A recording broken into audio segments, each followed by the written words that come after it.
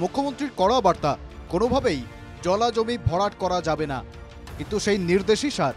রাজ্য জুড়ে সর্বত্রই একের পর এক পুকুর ভরাটের অভিযোগ। একই চিত্র উত্তর 24 পরগনার ভাটপাড়া পুরসভাতেও। এই পুরো এলাকায় এক বছরে 35টি পুকুর ভরাট হয়েছে বলে অভিযোগ। পুর কর্তৃপক্ষ মানছে, তারা এফআইআর দায়ের করেও পুকুর ভরাট বন্ধ করতে পারছে না।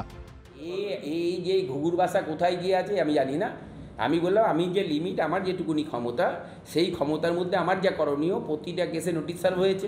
আমার স্বীকার করতে লজ্জা নেই যে বারবার আমরা অভিযোগ করে আমরা নোটিশ সার্ভ পর্যন্ত যাচ্ছি, কিন্তু নোটিশ সার্ভের পর আমি এই পূর্বের অবস্থায় ফিরিয়ে দিতে পারছি না কেন? ভাটপাড়া পুরসভার 27 নম্বর ওয়ার্ডের কাউন্সিলরের বাড়ির পিছনে চলছে পুকুর ভরাট। ভাটপাড়া পৌরসভার 27 নম্বর ওয়ার্ডের কাউন্সিলর সোমনাথ তালুকদার, তার বাড়ির পেছনে কিন্তু এই বিশাল আকার যে জলাভূমি, সেই জলাভূমি কিন্তু ভরাট করার কাজ চলছে। এ বিষয়ে প্রশাসন এবং ভাটপাড়া পৌরসভার কাউন্সিলর থেকে শুরু করে পৌর কর্তৃপক্ষ প্রত্যেকেই নির্বিকার। তাতে পৌরসভার এক্সিকিউটিভ অফিসার যিনি দায়িত্বে, তিনি এফআইআর করেছেন জগদ্দল পিএসে। কমপ্লেনটা ছিল যে এই দাগ নম্বরে এইখানে পুকুর ভরাট হচ্ছে। স্পেসিফিক 3 জনের নাম দিয়ে আমি একটা কমপ্লেন করেছিলাম।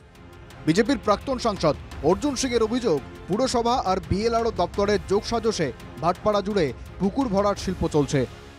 একটা চোরের ঘুঘুর বাসা পার্থভূমি তৈরি করেছে।